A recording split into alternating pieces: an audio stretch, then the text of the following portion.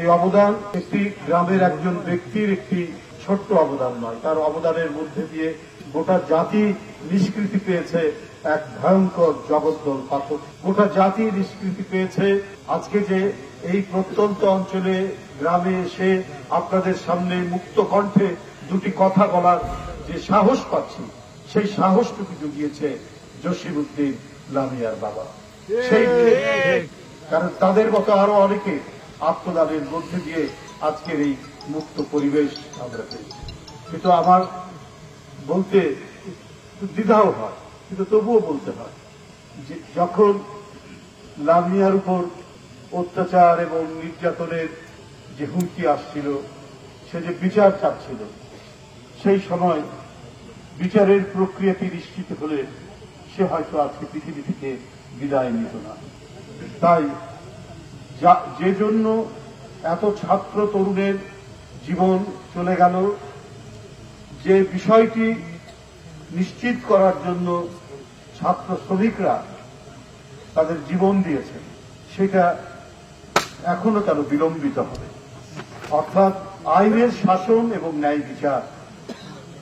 একজন মানুষ ভুক্তভোগী হলে, একজন মানুষ সমাজে কারো দ্বারা উৎপীড়িত হলে, নির্যাতিত হলে, সে যদি বিচার প্রার্থী হয়, সেই বিচারের প্রক্রিয়া কেন বিলম্বিত হবে? এটা আজকে গোটা জাতির প্রশ্ন, এটা আজকে সাধারণ মানুষের প্রশ্ন।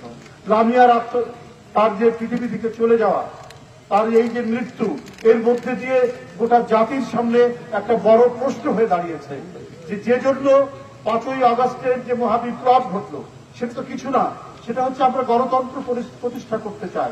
আর গণতন্ত্রের মর্মবাণী কি? গণতন্ত্রের মর্মবাণী হচ্ছে আপনার আইনের শাসন, ন্যায় বিচার প্রতিষ্ঠা করা। আদালত হচ্ছে সেই জায়গা যেখানে মানুষ অন্য কোথাও বিচার না পেয়ে আদালতের আশ্রয় লাভ করে। সেটা হচ্ছে মানুষের সর্বশেষ আশ্রয়ের জায়গা। সেখান থেকে যদি মানুষ বিচ্যুত হয়, সেখান থেকে মানুষ যদি বঞ্চিত হয়, তাহলে সেই সমাজে নৈরাজ্যের কালো অন্ধকার নেমে আসে। সেই সমাজের মধ্যে পরিব্যাপ্ত হয় এক ভয়ঙ্কর হতাশা। তো সেটা এই ধরনের ফ্যাসিবাদের পতনের পরে এখনো কেন সেই পরিস্থিতি বিরাজ করে?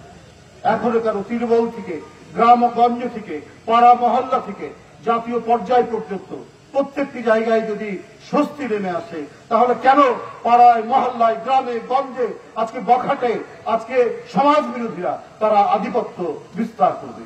সেটার দায়িত্ব জনপ্রশাসনের, সেটা দায়িত্ব সমাজের প্রত্যেকটি মানুষের।